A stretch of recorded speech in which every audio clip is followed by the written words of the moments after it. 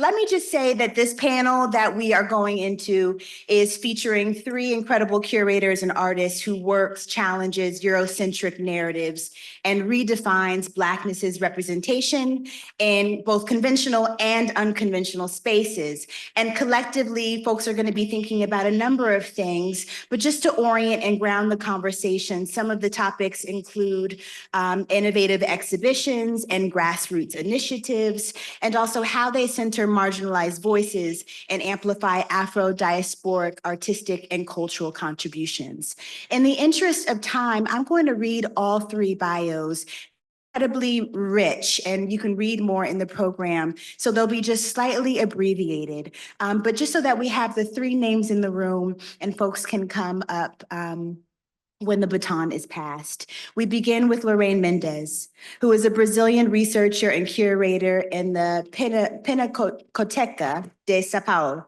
She is a PhD candidate in art history and criticism at the Universidade Federal de Rio de Janeiro and has curated exhibitions such as Dos Brasis, Black Art, Black Thinking, 2023 to 24, and artist Rosana Polino's Time of Things in 2022 at Mendes Wood DM in Brussels. Second, we have Diane Lima, who is a Brazilian curator, scholar, and key Black feminist voice in Latin American art. She has organized and collaborated on a series of beautiful and important exhibitions. Most recently, the 35th Sao Paulo Biennial, Choreographies of the Impossible, that's in 2023, the retrospective of Paulo Nazareth at Museum Tamayo in Mexico City in 2024, and the third Frestas Triennial, which is 2020 and 21. Lima also organized Absent Dialogues at Itaú Cultural, a landmark interdisciplinary program that shaped Brazil's anti-colonial discourse. And in 2021, she received the Ford Foundation Global Fellowship, recognizing her social justice leadership. There's much more important description of Diane's work in the program, which I encourage you all to read thoroughly. And finally, Jabari Zuberi is son, a brother, a father, a friend, an artist, an activist, and a scholar led by his ancestors and Allah. He was born in the ghetto of the universe, Earth, where he is currently trying to untangle himself from degradation within the systems of his time. He is one dark body enduring attempts of being torn asunder and reveling in the eternal and multidimensionality of his radiant Black nature.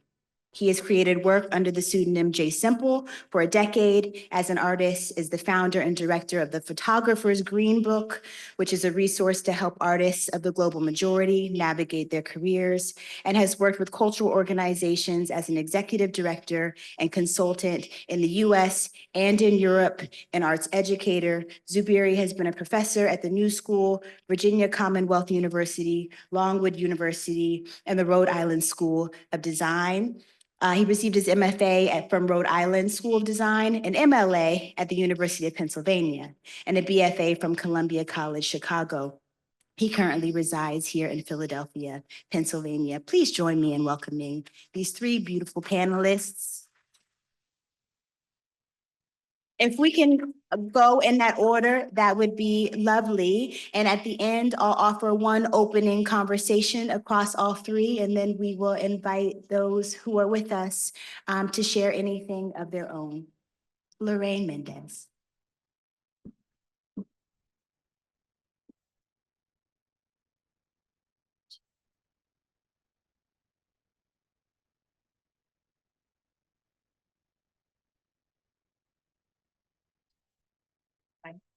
Hello, everybody. Good afternoon.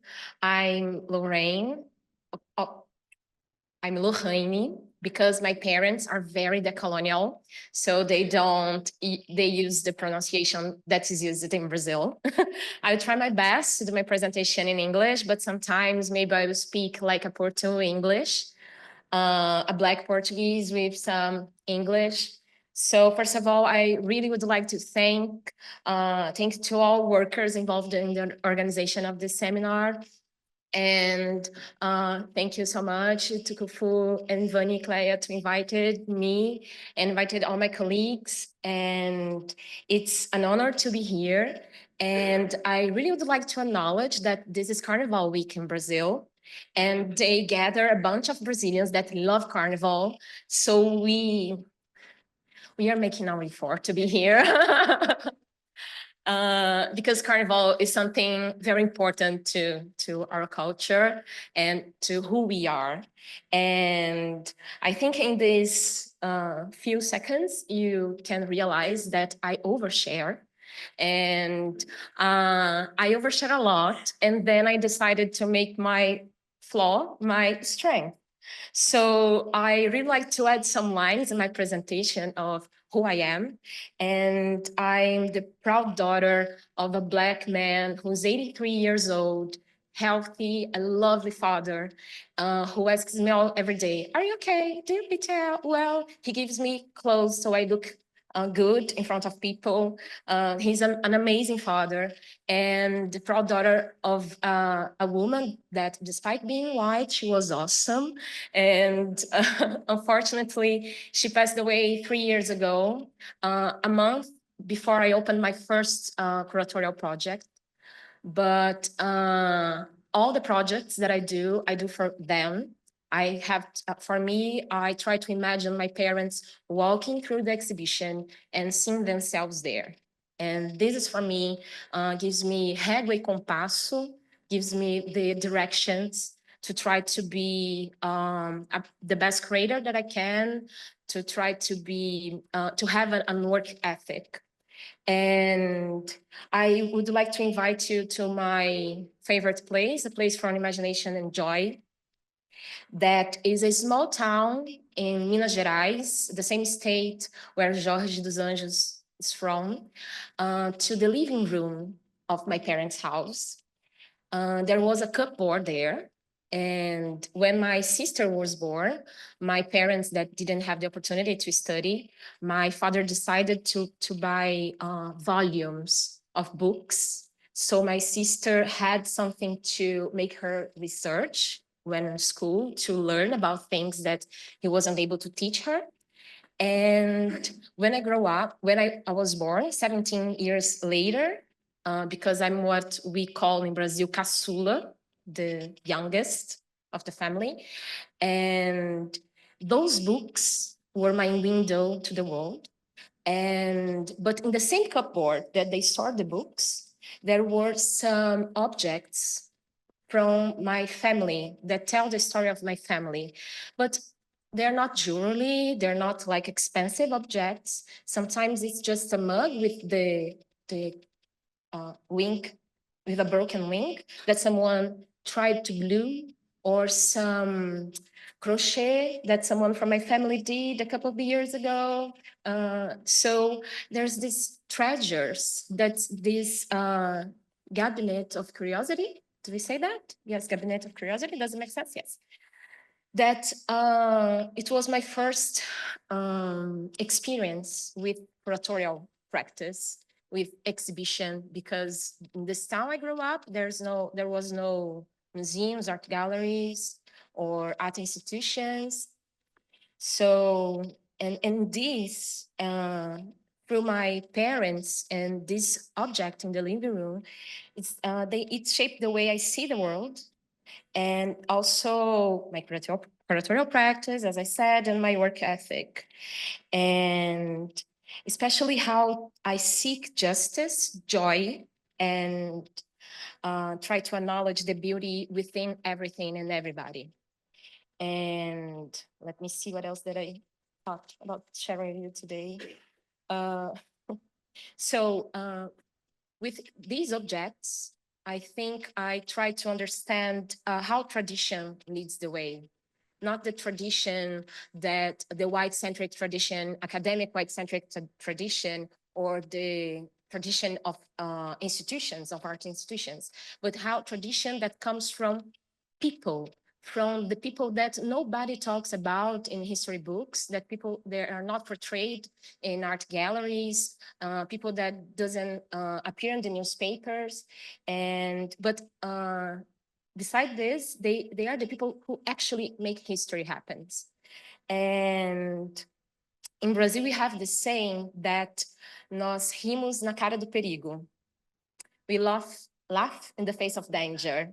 Like it's something that we do a lot. And that's why I like to think of this laughing, of this joy, the party as a strategy. And when we think about Brazil, and especially outside of Brazil, the first words that come to our minds are samba and soccer. And for me, in a strategy, something that is used to maybe diminish us is something that actually has some, it's something that actually is a treasure. It depends how we look at it. And so why not look at it as a strategy, as something that is truly ours? And there's the other saying in Brazil by the philosopher known as Beto Sem Braço, because he's a philosopher from a samba school. And he used to say that fazemos festa para espantar miséria, that we party to make misery go away. And for me, this is a secret. Like we don't laugh, we don't make party because we are happy all the time. We party because we are there. And when I say we, of course, we Black people in Brazil, because that's it. And when I think about soccer, Igor mentioned it before in his brilliant presentation, I think about dribbling. We know that soccer wasn't born as a sport in Brazil, but it was in Brazil that it became an art, that we say futebol arte. And it was because of Black men, because when soccer was when first introduced in Brazil, it was forbidden to Black men to play soccer. Can you imagine? And then when they were allowed, the referee used to punish them more, because soccer is a contact game, right? And the referee used to punish them more than white players. And they start to think, in a way, only Black people in Brazil, in a way, in Brazil, only Black people can think, that's to think with the whole body. So they started to add some strategies from samba and capoeira in their soccer practice, in the playing. So they invented the dribbling. It's a way to start to move in one direction, and then half of your body move to one direction, the other part move it to another direction. You make your opponent like a little bit dizzy, and you dribbling. I don't know how to say this in English, maybe driving. But I think you guys know what is it. If you don't know, please watch some Brazilian team playing. And it's not they stop to be more punished by the referee. The thing is, the game won't have its rules changed because they are there.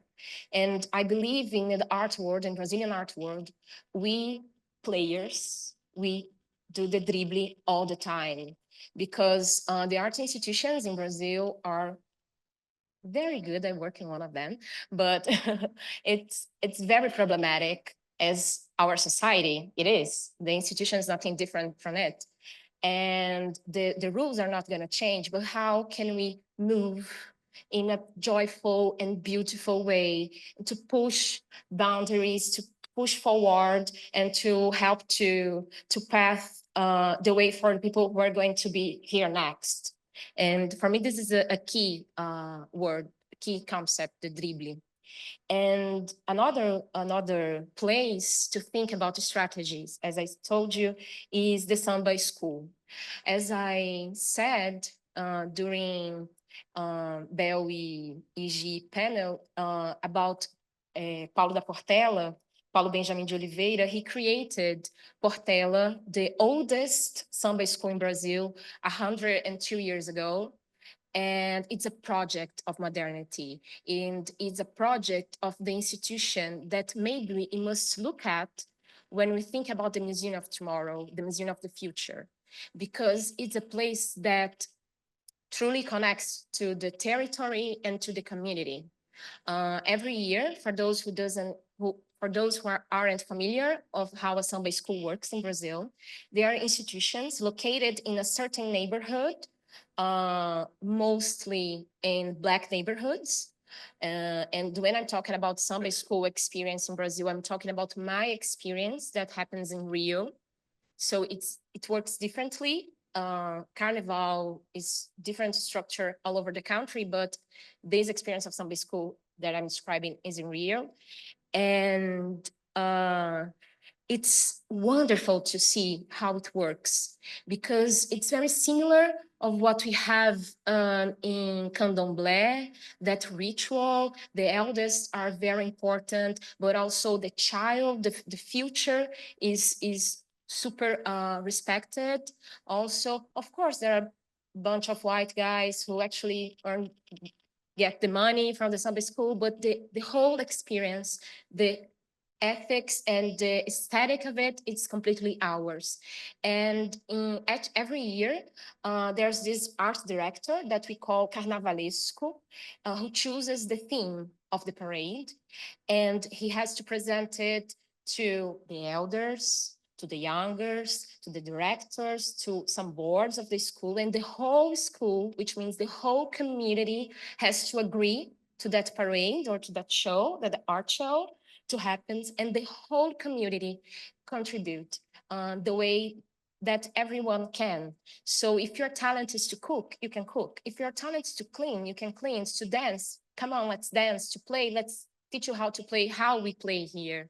And this is amazing, because when the parade happens, that territory that is in a far neighborhood in Rio, the neighborhood moves, and that avenue that we call Sapucaí, where the parade happens, for an hour and 10 minutes, it completely changed to something different. And it's the first time I saw one of these parades. It was the first time that I actually had the feeling of total work of art. Because if we talk about art system, how vision is important and how we try to add more senses, to have some smell, feelings, walking around exhibition, they do that because we feel the art school, the Samba school with your whole body. You sing and dance, even though you're only watching it. So there's no this such thing as only watching, engage in this as well. Even it's to say, oh, that's so boring this year. Portela, it's not that good this year, but to engage some part of it. And also another thing important about Samba School, besides the organization, the connection with community, territory, is the memory. Years before we talk about the coloniality in arts in Brazil, how we are talking now that nobody in Brazil can hear the word decolonial anymore because it's something repeated. Ugh, help me. Let's change the vocabulary. But before that, in 2019, Mangueira made this enredo talking about dos Brasis que se faz país, and how many Brazils we have to shape a one Brazil. How we have stories written under what the white-centric gaze constructed about our country. So before we have the exhibition, before we talk about anything, Mangueira was playing that, and people sing the samba with their whole hearts until today. And we have sambas that marked historically marked a proposal of civilization, valores civilizatórios afro-brasileiros. So one of the, before I say that, so samba for us is a place of cult, healing, celebration, continuity, and to be who we are, completely happy about it. And they, in Samba school, they celebrate our lives and heritage. And one example of this is Jorge dos Anjos, who is here with us, because Penn Museum is the first museum that acquires one of his works, right? That commissioned one of his works. The second museum did that, I'm sorry, my English is broken, is Pinacoteca de São Paulo, where I work. But between Penn Museum and Pinacoteca, Beija-Flor de Nilópolis, which is a very traditional samba school in Rio, located in Baixada Fluminense, very poor and black, which in Brazil sometimes is the same, most of the time is the same, in Rio, celebrated Jorge dos Anjos. The Carnavalescos, the art directors, they built huge allegoric cars with his works.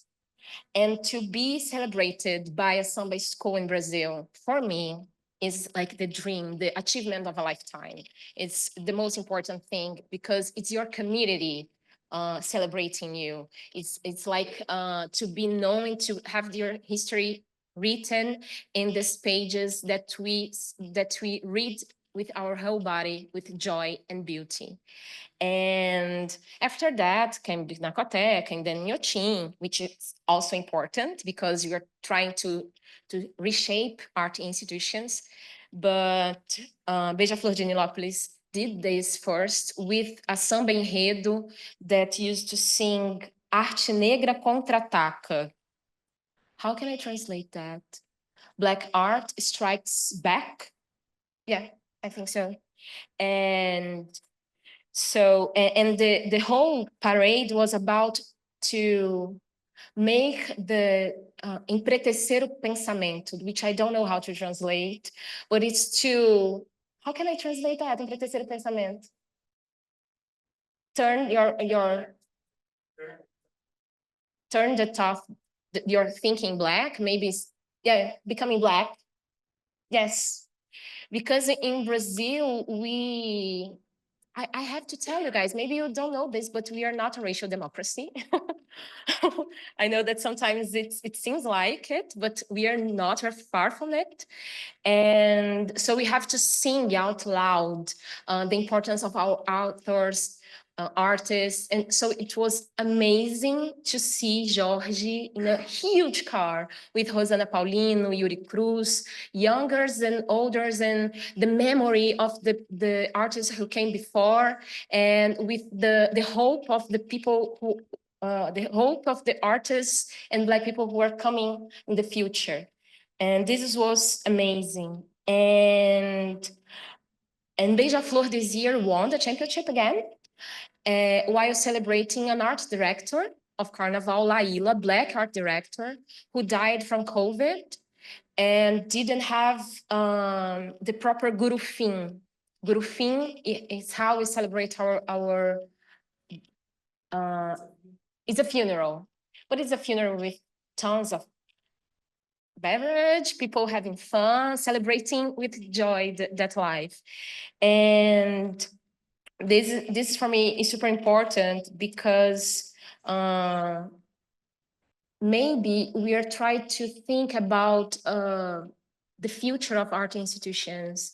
Maybe sometimes we try to think about if it's something that we really need to invent from scratch, to make from scratch. But we have our Black institutions, our cultural Black institutions, our art Black institutions that can lead us to some place in the middle. Of course, sometimes we deal with artifacts and objects that we can't bring to the street and make a parade around it, but how we can engage with community, with territory in the same way. And for me, this is a place of happiness, happy place of joy and beauty, because I think about the living room of my parents, about the joy I live in Rio, and museum is my happy place. I'm almost finishing. I was yesterday in an art museum in another city, and I love paintings.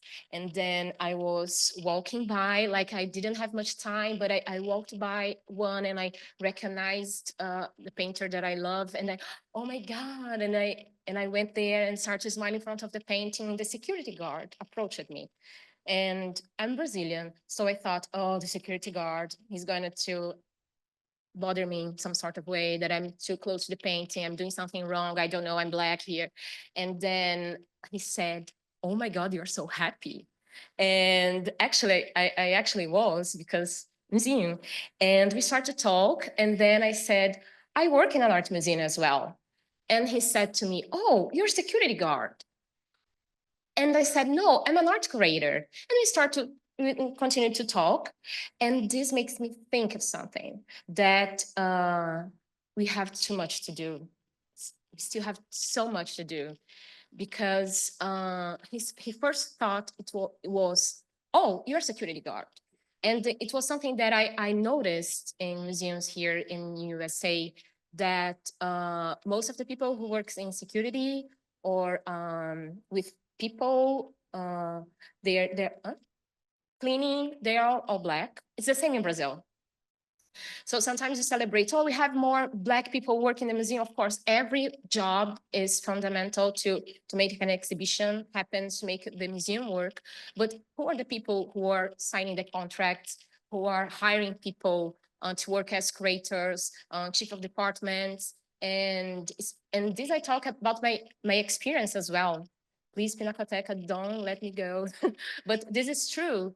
And how it's so much to do still. We have great art exhibitions of Black artists with Black creators. But once we go, there's the book that's super important. And to have this exhibition is super important, something huge.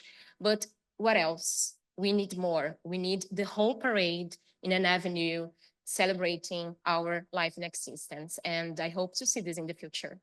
So, thank you.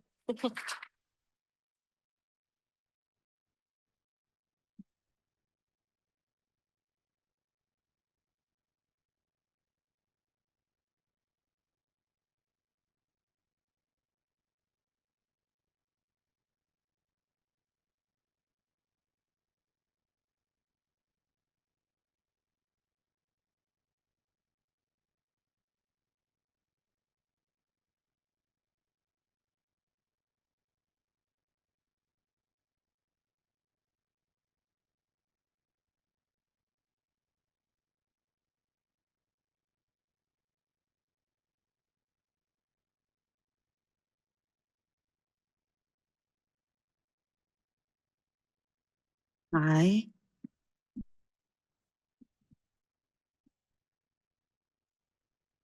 Okay, just testing.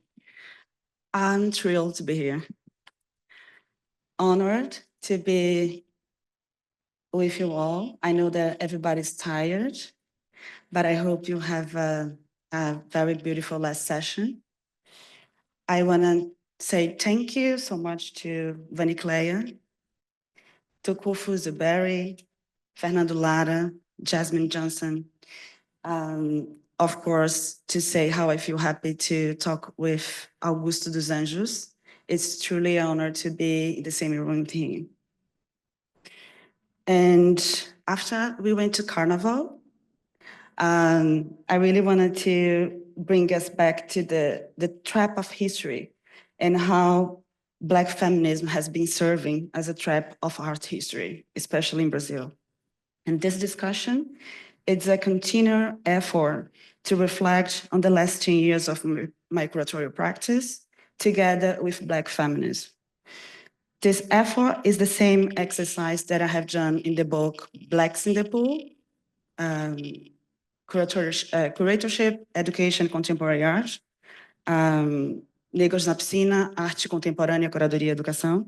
And in the seminar that I presented in the University Autonomous of Mexico, that was entitled Terrible Beauty, a Racial and Feminist Debate on Art in Brazil from a Global Perspective. So what I'm going to present today is a very small piece of this discussion. And now that everybody loves Brazil, now that everybody wants to go to Brazil, I think it's nice also to locate São Paulo. Yeah, I know. You can come. Yeah. Carnival is the best time to go. And if you go, please don't go to Rio de Janeiro, go to Salvador. I'm not wrong. So, and we all the time talk about São Paulo, and I'm gonna tell why. São Paulo is the richest city in the country. So that's why all the Black projects happen in São Paulo, despite the fact that Bahia is the blackest city in the country. So we have all the time this misunderstanding about why São Paulo has this centrality. It's all, of course, about culture. I will showcase 3 projects today: Afro Transcendence, which was a project from 2014, Absent Dialogues, Diálogos Ausentes, which was a project from 2016 and 2017, and Choreography of the Impossible, which was the project for 2003. Yeah, and these numbers, everybody already knows that we have the most population of Brazil is Black. So it was just really to bring a context and to show how it's really terrible what you say here in terms of numbers, and how it's terrible the violence that we are under along of the years and the centuries. And what I'm gonna do, it's really offer some questions to drive the conversation. And what interests me here is the question on how the Black movement, the Black women's movement, and the Black feminist thought became the driving force behind the epistemological turning point currently unfolding Brazil's contemporary art scene. And I'm highlighting epistemological turning point because this is not a fashion, this is not a trending, this is not a temporary exhibition, this is a permanent collection. And I think what you saw today was this really attempt to show how we are really engaged with the change of the epistemology, right?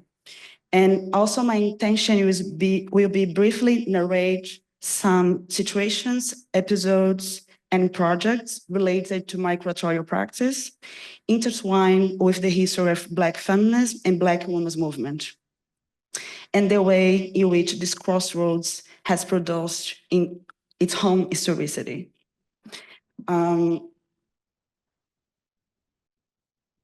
So my first questions when I was making this presentation was really think about how I could in some way organize some files. I'm really trying to look back and see what you have done, see what we produced in the last 2 years.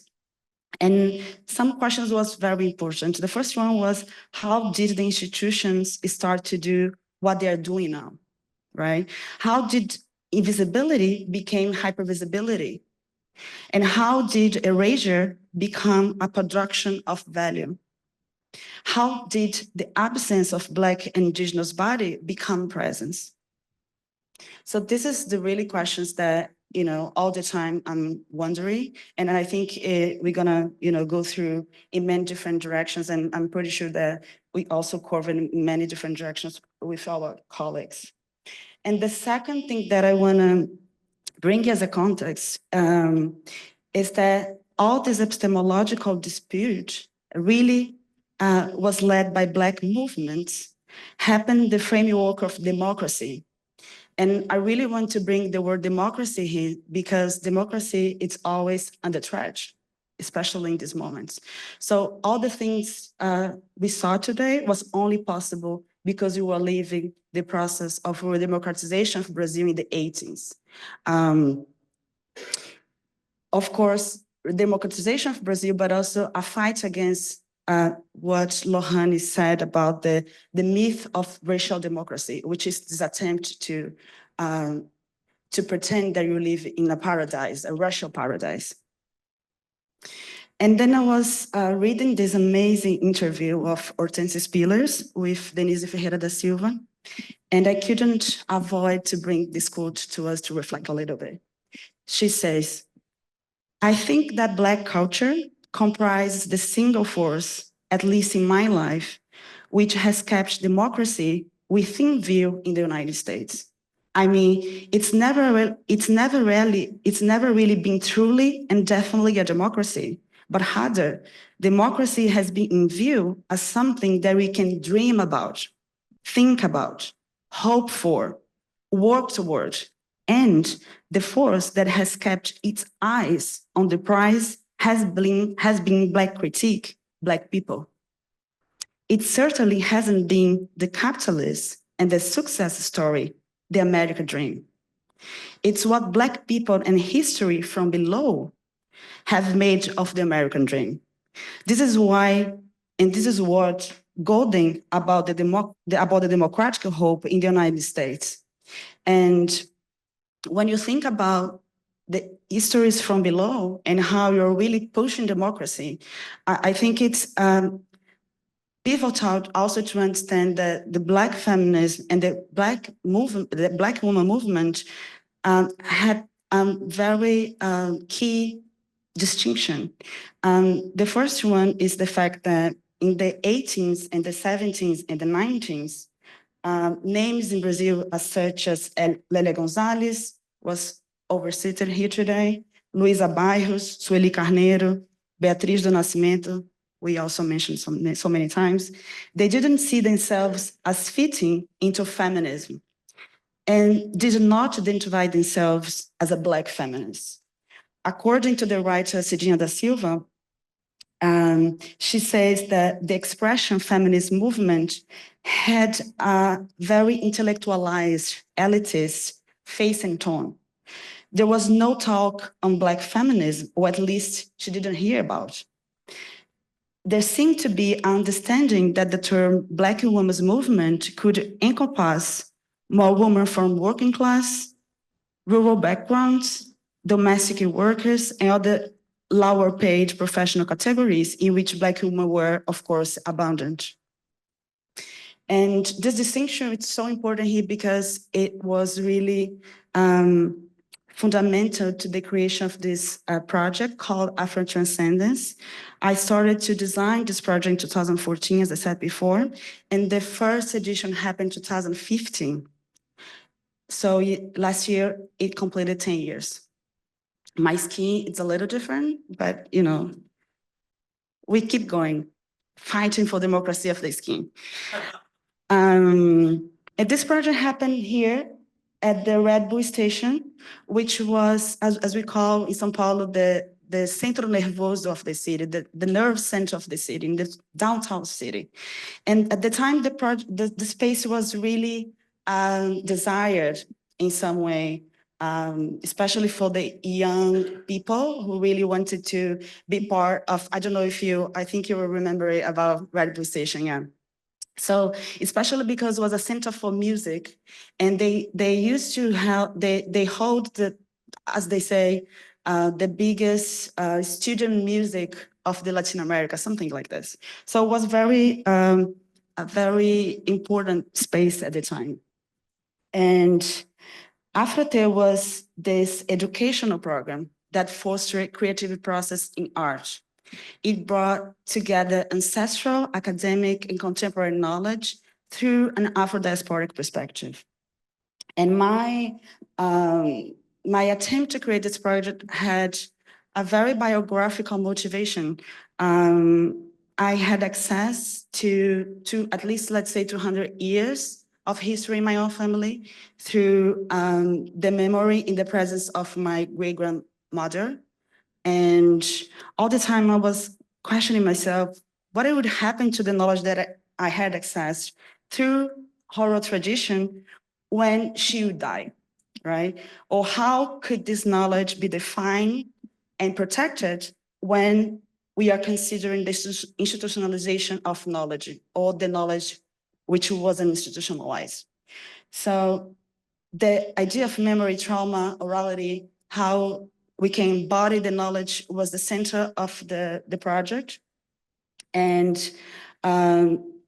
also how we all talk about a lot of walls of memory. So the idea of reconstituting our walls of memory turning our stories into archive, consulting our human books, or have access to ancestral technologies was really guiding my interest in. At the same time that I was completely immersed in the thoughts of Black feminists, as such, Lélia Gonzalez, when she says, whoever has social privilege has epistemic privilege, or Beatriz do Nascimento, when she claims that we must to write a history written by Black hands. So it really was this mixing between these two worlds. And the format was pretty much an open call. So we had this open call, and it really was calling this an immersion process, in curative process. So it was this mix of educational program, but also how we could stand together, how we could be together, creating and thinking in performance. So during 3 days, we had researchers, thinkers, other artists, curators, and most importantly, traditional and popular masters, spiritual leaders, and leaders of social movements. So it was really this entanglement of academia and popular knowledge, ancestrality and contemporary thinking. And, you know, at the end, I think it was super interesting to do this presentation today because I haven't looked at this file for a while. And it was interesting because when I was opening the photos, I realized that many people, the human books that at the time I was super concerned to be together, they were not here anymore.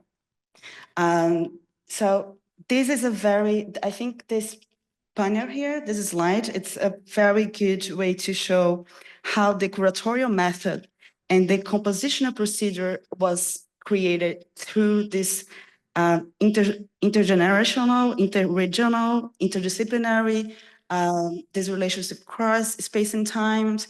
So here we have in the left, Makota Valdina Pinto, who was a candomblé leader, educator, and she, in the next slide, you see Nega Duda, who is a sambista, a musician, a beautiful cooker, and she was honoring and asking for bless of Makota Valdina Pinto. So Makota Valdina Pinto was here as a guest lecturer, and Nega Duda was here as a selected in the open call. So it was really this, you know, I think the curatorial idea here was really put people together and see how we could really foster our creative process through this intergenerational, but also through this very complex way to think about language, right? Because in the bottom, you also can see Nega Duda blessing someone else. And this person was really the person who helped her to develop this kind of audio, let's say, installation with image, because this person was working with technology. So it was really this composition. And here, of course, you can see Nego Bispo, who, yeah, it is him. And Nego Bispo is this Quilombola leader, popular master.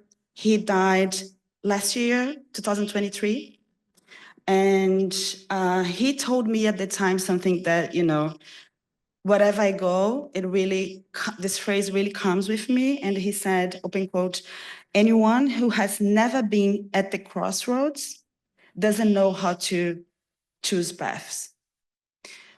Quem nunca esteve na encruzilhada não sabe escolher caminhos. And it was beautiful. And then in the next photo, you see Sidney Amaral, who also was, he died in 2017. Sidney was a beautiful sculptor, painter, and he's in conversation with Dalton Paulo, who today is a biggest icon in Brazilian contemporary art.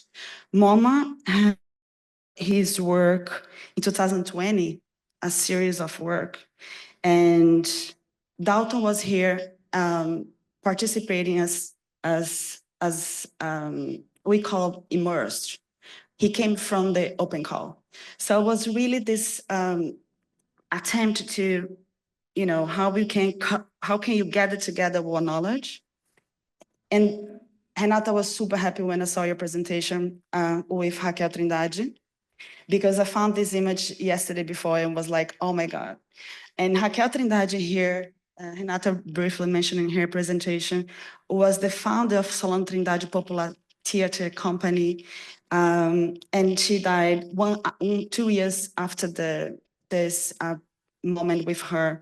And it was beautiful because you also can see the musician, conductor of the celebrated steel drum orchestra, Mestre TC, who came to the stage to play with her. And, it was really this moment where we could see the orality and the idea of the performance of the body be in transmission, be in relation at the same time, right? So we have another amazing things here, but I'm gonna move.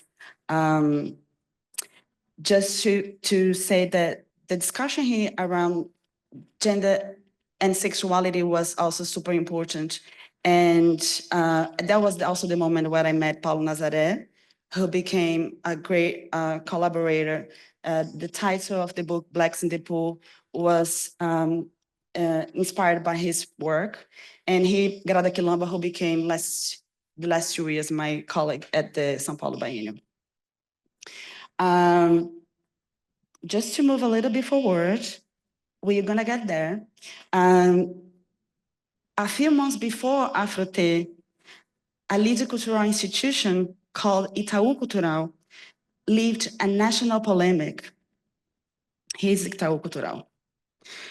I vividly remember being invited to the first meet to help design absent dialogues. The research center followed all the activities of Afrote. I didn't know, I just knew before, I just knew after. And they interviewed me, and then we started was really the beginning to start to work together. This absence dialogue project reflected on Black representation in visual arts, theater, cinema, literature, dance, and music. And it happened after the protests of May 2015 due to the use of a Black face in the theater A Mulher do Trem. That was 10 years ago. The event has intense repercussion in media and society, forced the institution to review its racial structure. The play was canceled and replaced by a debate on representation of Black people in art, which crowded the auditorium. And then after, they create this Black committee that forged the first I did some kind of animation, but it's not working. Anyway, it was supposed to come like so this show was very important for many reasons. The first of all, it was really in the moment where the idea of the Black feminism force in the virtual life was something that started to get force. And that was the first action held in Itaú Cultural in 30 years of institution about Afro-Brazilian culture. Itaú Cultural, Lorraine said that SESC is the largest sponsor of culture in Brazil. I don't know, I think they are fighting with Itaú because Itaú is also a bank. And if you go to Brazil, you're gonna see the brand and the logo everywhere. So Renata Felinto was part of the show. Dalton Paulo was part of the show. Aline Moto was part of the show. I'm gonna show quickly images. And here, another one.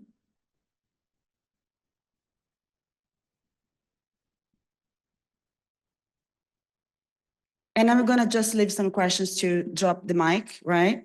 I'm pretty sure that these questions can drive our conversation with my colleagues after. But, São Paulo Biennial, 2023, I started to work in this project 2021. Igor, was 2021, yeah? I'm saying ego because we have a very beautiful story on this. I stopped the car. I said, "Come down, let's talk." So São Paulo Biennial was the first time that they didn't have the figure of the chief curator. So let's say, I think the challenge of the curatorial team was really work in a horizontal performance. And the curatorial team was composed by Grada Quilomba, Hélio Menezes, Manuel Borges Villar, and I. And also was the first edition that was curated by a woman and a Black Brazilian man.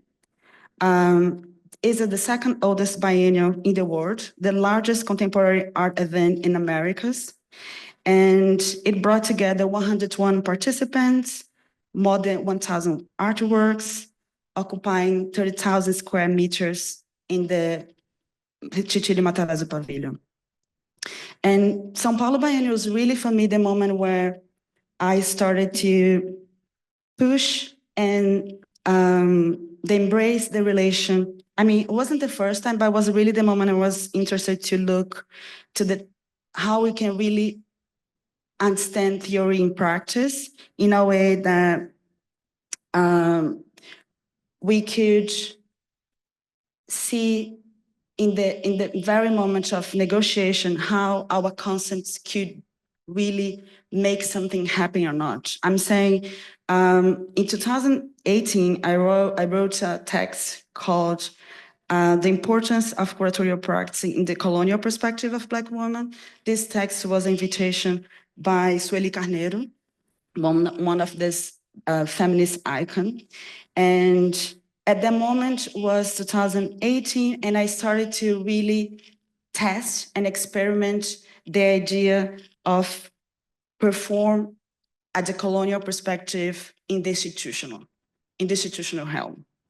And the definition of this concept was curatorial practice from the colonial perspective considers our viewpoints of knowledge, articulating its discourse within the statics field, while also establish ethical standards, institutional structures.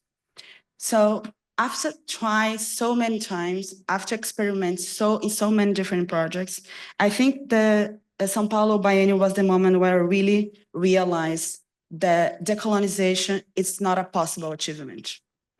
And that's all about my text that was published in the catalog. The title of the text is The Impossible.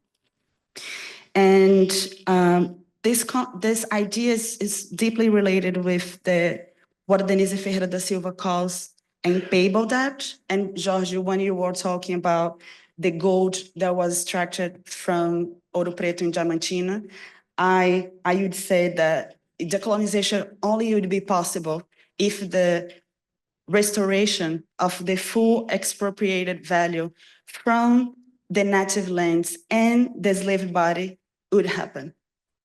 And of course, this operation, it's improbable, it's incomprehensible, it's incommensurable. Fanon said that decolonization is a program of complete disorder. And it's all about unsettling, it's all about settlement, right? And when I was reading this, how democracy has been important to us in terms of make things happen, how we are fostering democracy, I think decolonization and this idea of challenging the notions of justice are two different things.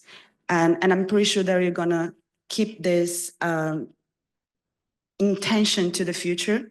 And I'm happy to keep building this future with you all. Thank you so much. Oh, thank you all for receiving me here. I want to give a big thank you to the organizers who also happen to be some familia here. So I want to thank you for allowing me the opportunity to come speak here. I got nerves because I'm like the last panelist to speak. Also, my father organized this, so I feel like I have to prove this is not like a lesson in nepotism or something. So I'm gonna work really hard here, you all, to earn my keep. I think I really wanted to come here to be able to, speak to the public and everyone about this organization that I'm starting. But very selfishly, I really wanted this opportunity to speak to my fellow panelists who are here, as I want to propose an organization that I am starting here. The organization is called the Order of New Arts. The idea of it really thinking about an order. An order is both a command and also a organization of people coming together. And we're really thinking about this organization in that sense. And so part of what I'm here to do is to call and ask of you to come join this new order. Now, this new logo up here, I just give a shout out to my daughter because I told her about this idea and she designed this. It was kind of the initial idea of what this organization would physically kind of look like.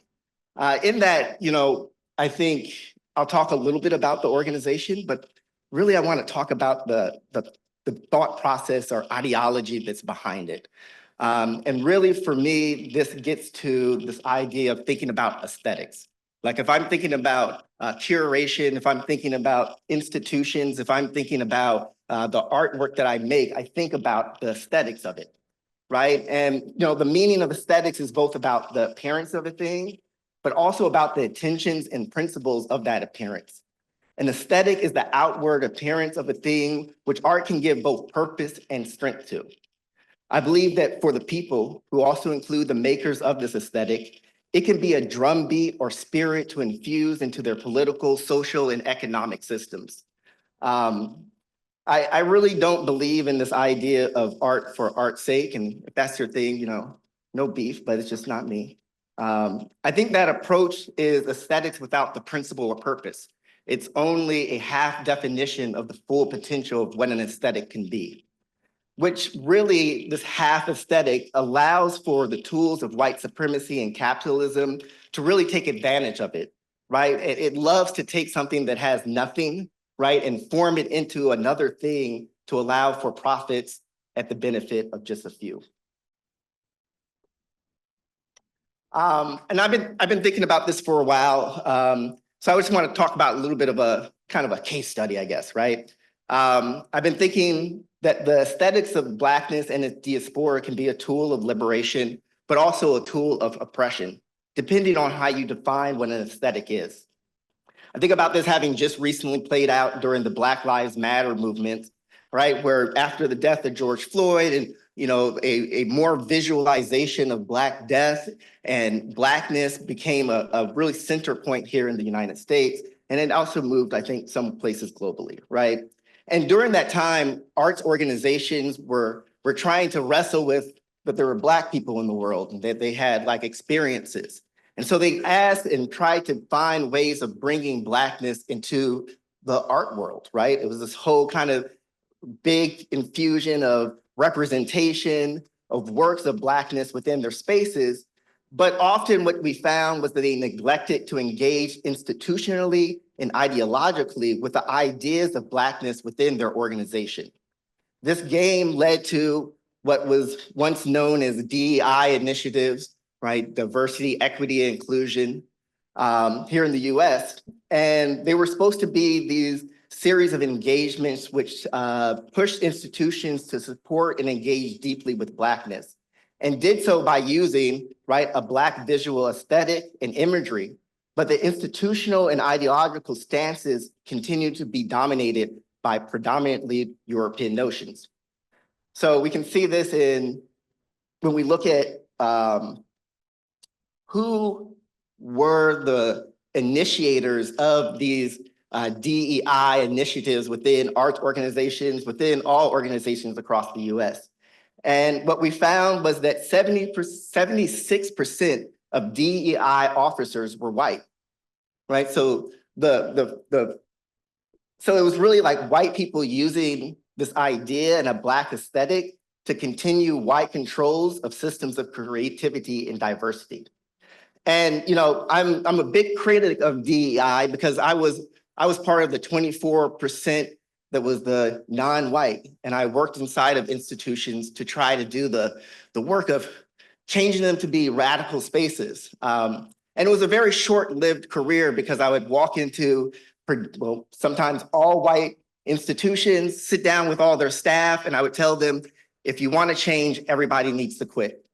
And I talk to the executive and I say, you need to fire everyone, including yourself. So I didn't have a job too long with that. But what this really made me begin to think about is like this idea of how aesthetics can be co-opted by the white institutions. And you know, I was thinking also about this quote from Bell Hooks as I was engaging with creating this, this presentation, and she thinks about the deeply ideological nature of imagery determines not only how other people think about us, but how we think of ourselves. Many audiences in the United States resist the idea that images have an ideological intent. And so on one end, there's this paradigm where white institutions are using Blackness as a mask. But then also there is another aspect of it that I think is necessary to discuss, which is also how we, Black artists, Black institutional creators, Black curators are using these images and ideas of Blackness. And how those ideas can also equally not fully engage with the intent that may need to be there to express what I think is a Black aesthetic. So this right here comes from the Super Bowl. Football, I know you all, there's a big thing about football because we don't actually use our feet, but American football. And there's this big performance by the artist Kendrick Lamar. And everyone was talking about this performance for so long. They're like, man, this is crazy. Like, man, we did it. Like, do you see what Kendrick Lamar did? He had Black people dressed up as an American flag. They had Samuel L. Jackson as an Uncle Tom. Oh, I mean, sorry. What was it? Uncle Sam. Ooh, ooh. Yeah, it wasn't a slip. I meant that. So he was doing these actions which on the surface appeared, right, to have a Black aesthetic. But was it really the intent behind this performance, behind this visualization, behind this creativity? And what really kind of set that in for me was he has this line in there, "The revolution will be televised," right? Which really is a riff off of a Gil Scott-Heron right, poem where he says the revolution won't be televised. And I thought it was so crazy because the original quote wasn't even about TV. It wasn't about media. It was about how revolution happens within you. And so no one is going to be able to see the revolution happening. It's impossible to be televised. But that the idea of that got switched into this idea that that is what Gil Scott-Heron was talking about, that this is a Black aesthetic. A Black aesthetic, I propose, must be something that awakens within us a fire that connects to our personal perceptions and understanding of the world as not just a creative gesture, but a lived ideological stance that surpasses the creative television or display of it as a physical manifestation. It can't just be simply a representation or access to an audience, but it must be actively engaging that audience to give it something of value or worth, to inspire it to respond to the most pressing questions and needs of that time, right? Like, do you all want a little land? Not rhetorical. Do you guys want land? Yeah? Do you guys want economic stability? Wouldn't be that. Do you want safety? Do you want to be able to have political control of your life? Do you want to have a little something for yourself? We can't understand the meaning of looking at a war drum or hearing it sound if we don't understand what its beat calls us to do, what its purpose is. Now, a lot of people have, the idea of what aesthetics are and how it engages us is not a new idea, right? And I've really been riffing off of Larry Neal. He has this book, Any Day Now, Towards a Black Aesthetic. And in it, he has it's like towards the end of it, he has this list of sort of an outline of an essay. And he talks about, these are all the things that I think of as a Black aesthetic. And I think it was really interesting today, listening to all the other presenters, having spent time in Brazil and other places in the diaspora, to be able to see so many parts of what he was trying to put together placed in there. He was talking about mythology, talking about candomblé, African gods, orishas, the Holy Ghost, right? Talking about, cha-cha, talking about the samba, talking about memory, talking about the diaspora, talking about the Middle Passage. And then talking about, music, talking about figures like, Nat Turner and slave revolts, and talking about all these political and artistic and, figures that we have, regardless of where you find yourself in the diaspora, about how pulling from all of those are a part of the aesthetic, right? It gives it purpose.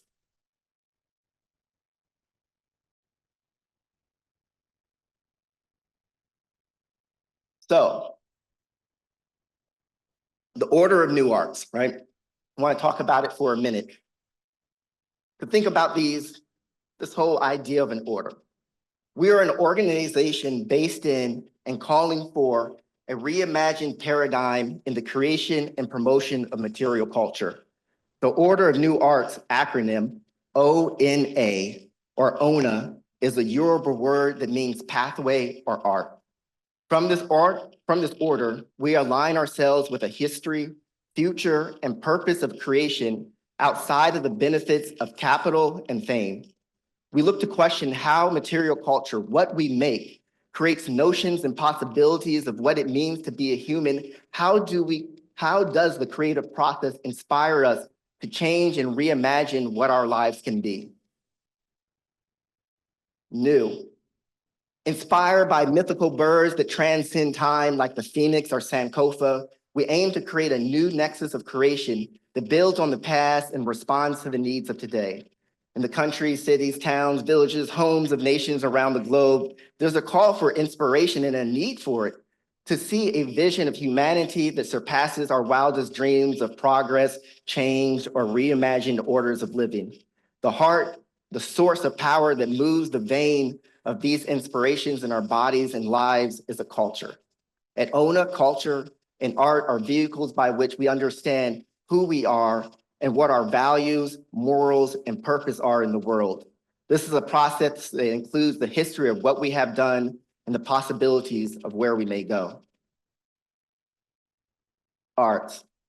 And I was sitting there looking at what the definitions of art is, and what I really saw was a lack of the fundamental power that may arise from the act of creative imagination. Where is the definition that pushes our understanding of art as an act of questioning the soul and spirit of humanity? This is not a question of religion or creed, though it may be a part of your inquiry. It's a question of how we express ourselves beyond the literal or logical arguments of what is or has been.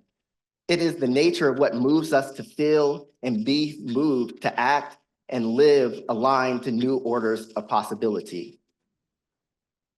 Really thinking about and engaging in the creation of an institution of this kind of idea in this moment in the US is very precarious. It looks like we're slipping into a fascist state. And yet I find it necessary as a response to this particular moment to engage in creating an organization like this. And I hope that this institution can be a conduit for collaborations and conversation across the diaspora that embeds this power not in the institution needing longevity or to be here forever, right? But in the power that can be created through our individual engagements with one another. We aim to open our doors in September, and we have a series of exhibition plans and educational art offerings, community engagements, all the things that you may imagine would rest within a institution. But I really want to express that the aim is to create a space where the physicality and the programming are only important in a momentary convenience of its creation or its opportunity to bring us together. but the power rests in the dedication and understanding that we hold for one another and for the power that our art can do and have for our people around us. I'm about to wrap up right now, I got you. You know, and in this, you know, I really hope that, you know, I'm able and we're able to walk away not just being like, man, those were some dope Brazilians doing some cool stuff in Brazil, right? I think often you walk away from these conferences having that buzz at first, and then you kind of remove that and go back to your everyday. I want to be able to wake up tomorrow assured in some way that the day will bring a moment of dedication amongst those gathered here, a willingness to do the hard, often thankless, constantly uncomfortable, forever unselfish work towards solidifying a new paradigm. But that can only be built in terms of a cultural manifestation if we can come together and have conversations of how we want this to look and manifest in our presentation and creation of material culture across the diaspora. And I offer that because this, I don't think will happen in academia. Sorry, I know we're here. Thank you, Africana Studies, for sponsoring this. Right? I don't think it will happen in the museums. I think they still center themselves too heavily into the rule of white supremacy. And I even think that the manifestations that happen outside the institutions is not itself the changing factor. But at best, it can be a symbolism that gives inspiration to physically moving our bodies and minds into determination and opposition against the systems of white supremacy. I kind of end with just these last couple of things. When I was in grad school, I had the opportunity of meeting Emory Douglas. I had the opportunity of going to lunch with him. And Emory Douglas was, did all the graphic designs and visuals for the Black Panther Party. And like, he was my hero. I was like, cool, I'm about to sit down with Emory Douglas. Like, I'm about to figure out how this whole thing works. And I asked him this question. I said, you know, what is the difference between the work that an artist like me could be making right now and the work that you were making during your time? And he said, you know, to be honest with you, my work wasn't really all that special. He said, what really made it different was that I had a whole ideological movement that solidified the purpose of my creation, that infused it with a meaning that created change in people who were able to see it. I think about that daily. Man, like anytime I make anything, I'm looking at it, I'm like, but what will it change, right? And how does that change happen? So if you can understand all of these things together, you may see that what I want to do here and in the creation of this organization is to make a call for cultural reinvigoration as much as it's a call for action and confrontations with the systems of oppression. And I don't use those words lightly, right? If we're talking about decolonizing, we have to remember that Frantz Fanon said, by nature, it's a violent process. I'm going to end here with just last couple of images. On the left here is Marcus Garvey created this. It's the UNIA flag, or the African American flag, and the Black Liberation flag. And the other one is a more recent flag from the island Alliance of the Sahel States, a confederation formed between Mali, Nigeria, and Burkina Faso. Both of them represent moments of ideological thought around visual representation that brings alliances of Black diaspora outside of Eurocentric colonial paradigms. I think ending here, I really ask myself and my fellow panelists, what flag might we curate and create that can represent a people spread around the world in ways that have often benefited everyone but themselves.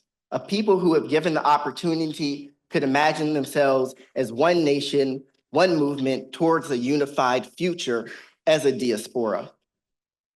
It's a fantastical dream, a Black Afrofuturist dream maybe, right? But I think that in it, we are in the business of art, and at best, it lets us see what is possible in ourselves. And this last image is a photograph that I took. There is a Soweto in every town. And in it, I'm burning my passport. And I think about the ways in which borders are used to confine Blackness and the diaspora. So I think that it's very important to come together here to talk about Blackness in Brazil. I think it's important to talk about the ways Blackness works in the United States, any place that you're at. But I think it's also important to remember that they took us and spread us around the world and used borders to confine the ways in which we can interact with one another. And so I hope to dedicate this organization toward this endeavor to create a moment where we can have more conversations about what the creative practices we're engaged with are being used for to be able to have inspiration for liberation of our people. Thank you.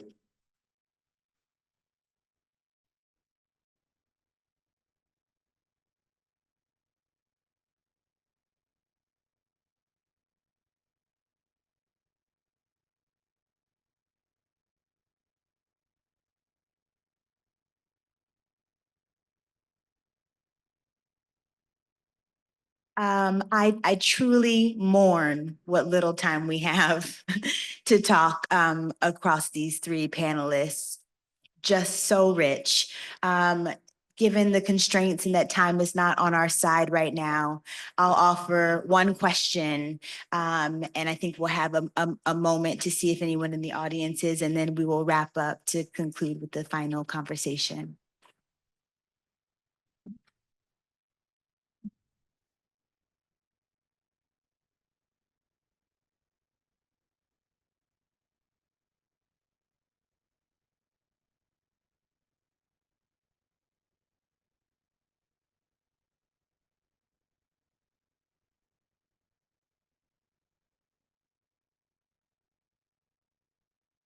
Okay, there's no way to begin, but thank you.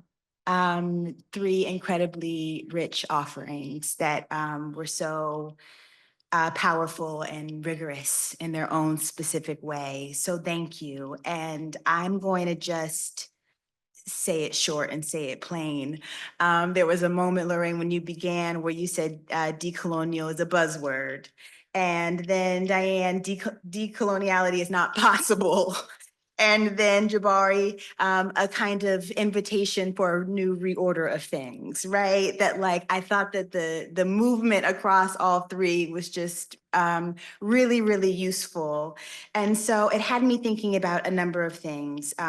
Drawing from Fanon, thinking about his language around decolonization is the invention of a new man. You know, the decolonial figure is always already gendered as male for Fanon, but it's an invention of a new man. And so this had me thinking, y'all, because we're talking about institutions and creating a new organization and also talking about the limits of them. So I wonder if you might all be able to share a little bit about what you see as possible limits of inclusion as an ambition. And if we think, you know, the revolutions will not happen at these institutions, you know, what are the casualties, perhaps, of inclusion in these museum spaces? And what do we propose that might be able to hold what I also hear across your three offerings around the importance of a kind of attention to full embodiment? Right, that like we go to museum spaces like fully constituted and we are there physically there, we're looking, we're smelling this language of like the home being the first museum, this cabinet of curiosity, which I thought was such rich language, that maybe some of the tools that we need are already in the room. Or require a kind of turning back. So the question is, really about the limits of institutions, about the gifts and potential limits of inclusivity, and what you see as maybe one path forward toward being able to create the kind of spaces that Black diasporic folks don't necessarily want a seat at the table, because the table might not all be that interesting or inviting, right? But the kind of spaces we might need to be able to do the work that's important to us.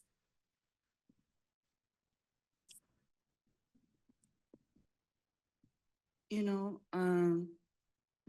when I said that the São Paulo Biennial was the moment where for me, I really stressed the possibility or the impossibility of decolonization.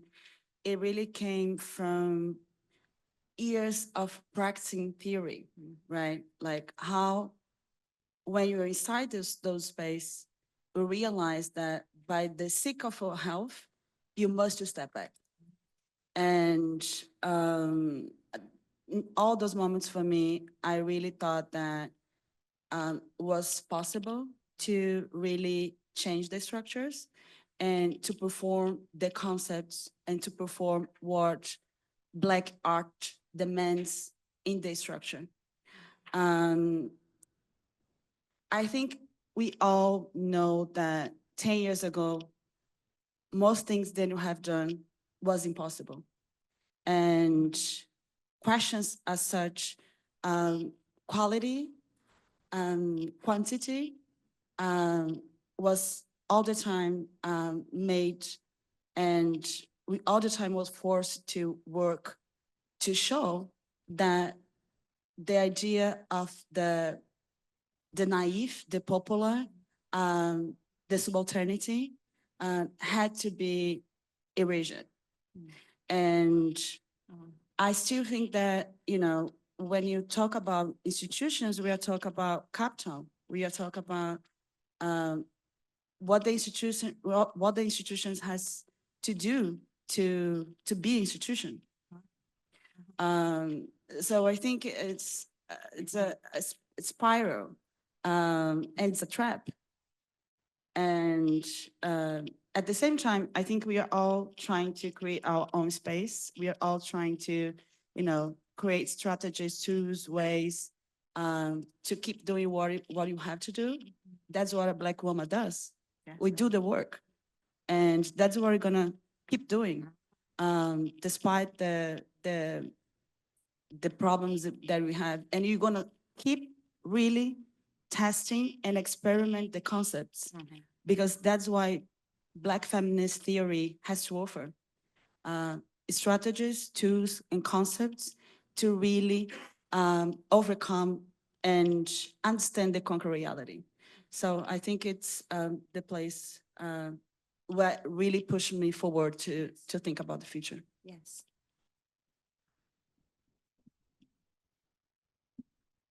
I don't know if I'm gonna answer, but the art institution that I work, well, in Brazil, we are almost 60% of the population. So for me, it's very problematic when we think about the collection of Pinacoteca, or who performs which job there, and in terms of inclusion. Because it's something that I don't know if I'll be able to speak this to translate in English, what I really feel, because every time I hear the word inclusion towards Black people in the museum, Black and Indigenous people in the museum in Brazil, because it's not inclusion. If the museum wants to be a Brazilian museum, it's supposed to have at least 60% of the collection of the temporary exhibitions. So, and this is not going to happen in the near future. And I truly agree with you. Like, we are going to continue to do the work that needs to be done. And the collective, for me, that's the key. Because I won't forget I speak a lot. And I won't forget the time that Igor called me to talk about Dos Brasis. Don't worry. Oh my God. To talk about Dos Brasis, to invite me to be part of the project. And I was speechless for the rest of the day. And this project changed my life completely. If I'm a creator, if I'm here, it's because once there was Dos Brasis, because once there was that cabinet in my home. So I think we will continue and try to come here, let's go together. For me, that's it. Yes. Yeah, I think every time I hear like inclusion in like institutions, I always wonder, where's everybody at? You know, like inclusion is the idea that like we need to bring people into the art space, the museums. And I'm like, from that like position, I'm always wondering, well, if they're not here, where else are they? Right? So we're not just like, are we just bumbling around waiting for the institution to like allow us to make art and create things? Like, I don't think that that's true.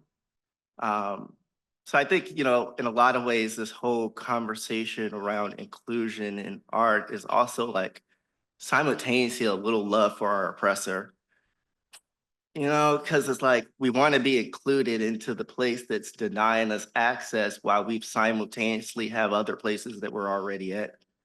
Like maybe we should probably like, you know, so in that sense, whenever I think about like institutions using inclusion or, you know, their institutional resources, I think about they need to be supporting things outside of that space. You know, I say when I ran a art space in Charlottesville, Virginia, for a couple of years, and one of the things that I first did was I cut our entire exhibition and all of our internal programming, and I would just give grants out to people to do programming wherever they wanted to. And it didn't have to be in our museum. It didn't have to be anywhere in our space, with the idea that like, if people want to come to the museum, that'd be great. But if we want to make it an inclusive space, then we need to literally include them.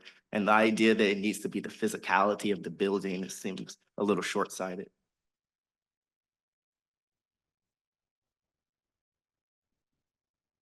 Let me open it up to see if there are any thoughts, questions, or comments from folks. Just one, I'm being told. And I do what Ms. Big Tia question mark, says. $1 million. Please.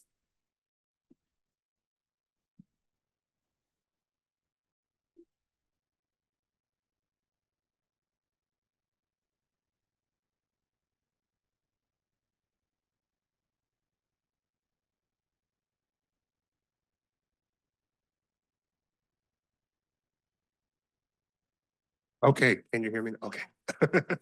Thank you so much for the wonderful presentations. A minha pergunta, a gente ouviu em vários momentos hoje a referência a Nego Bispo, e ele traz também à baila essa ideia de contracolonialidade, pensando na possibilidade de desenvolver um pensamento a partir do lugar que não foi colonizado, né? Quando a gente pensa na realidade dos povos originários, dos povos quilombolas, enfim. E eu queria saber como que vocês enxergam a possibilidade de construir um espaço como um museu que também parta de uma ideia de contracolonialidade, não necessariamente de decolonialidade. Eu acho que a gente tem um desafio aqui dos limites de conseguir trazer essa discussão sobre ser decolonial para um espaço como um museu. E aí eu fico pensando, será que existe uma possibilidade de desenhar uma experiência outra a partir dessa noção que Nego Bispo traz para a gente de contracolonialidade?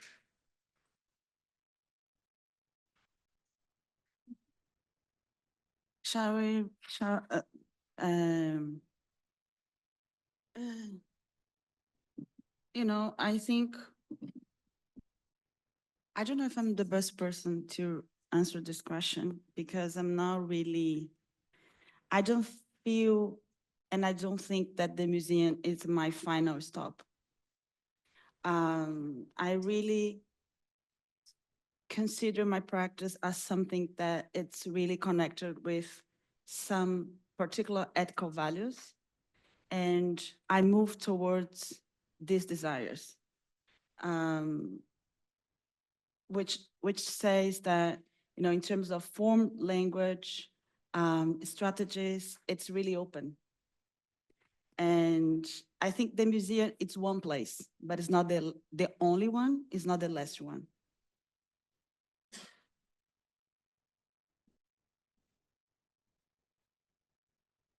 Oh, Renata is saying that I should say a little bit more about the Afro-Transcendence, but very quickly, the first project that I presented was really this attempt, even if it was under the umbrella of a brand. It really was the moment where I was trying to look to those places, which wasn't the museums, which wasn't the university, which wasn't even the books. So yeah, it's something that Afro-Transcendence, it's more for me than a project. It's it's a way of thinking, it's a perspective, it's a methodology. So I think wherever I go, I bring this this luggage with me. And, you know, I think it also shows that we all have options beyond museums. And yeah. Obrigado. Thank you.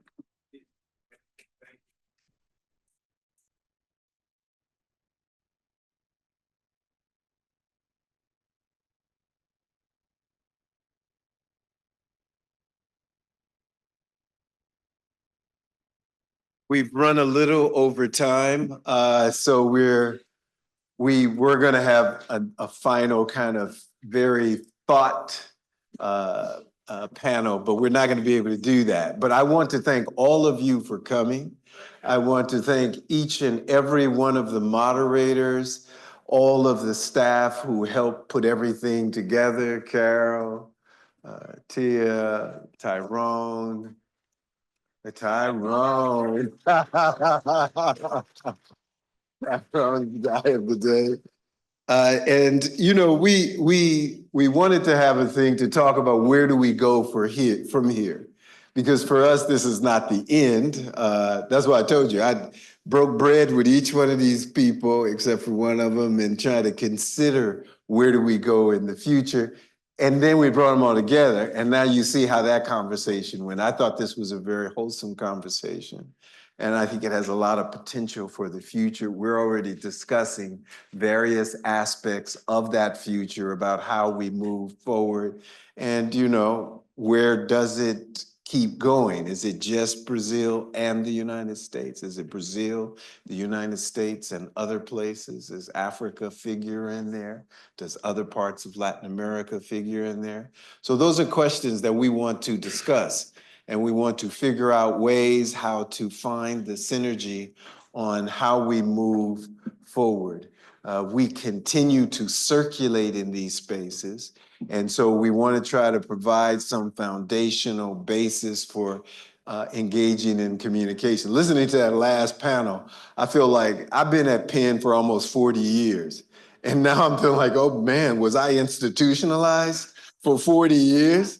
And, you know, in a certain way, yeah, I was institutionalized for all 40 years. I just, you know, the parallel there is becoming so very starkly clear as we go through another one of these dark, foolish moments. And the discussion of DEI is all what it is, but it doesn't mean much to me. When they said you can't talk about Black or you can't talk about this, I was like, nah, y'all ain't making me illegal again. Y'all could try, but you ain't gonna make me illegal again. I still remember all those people who rose up and fought. And so I want to thank you very much, Africana Studies, Penn Museum, class, the Weizmann School of Design, and everybody who helped. And everybody who helped provide the funding for these activities. And in some ways, you all got it. I'll have to admit this to you all. We just wanted to have a little workshop, bring these people and sit around the table with them and talk. But I think this was much better. I think that your vibe, your contributions to it helped amplify what we were trying to do, what we were trying to accomplish. And we will continue to move forward. And so vibe with us as we do that. Thank you very much and have a wonderful evening. Wait, let me see if my other people here want to have something to say. Y'all got something to say? You got something to say? There you go. There you go. Eu quero dizer obrigado para essa dupla maravilhosa aqui que montou toda essa conversa hoje. Obrigado, para mim, tudo. And I'd like to say thank you for everyone that came here. It was a long and beautiful day. I learned a lot with you all. Thank you for coming to the United States during the Carnival. We have Okay. So I hope to continue the conversation on designing Blackness and also discussing on the future of museums and also about creating new spaces. I think that is this is just the beginning of the conversation, a beautiful and powerful conversation. Thank you for my class that are here.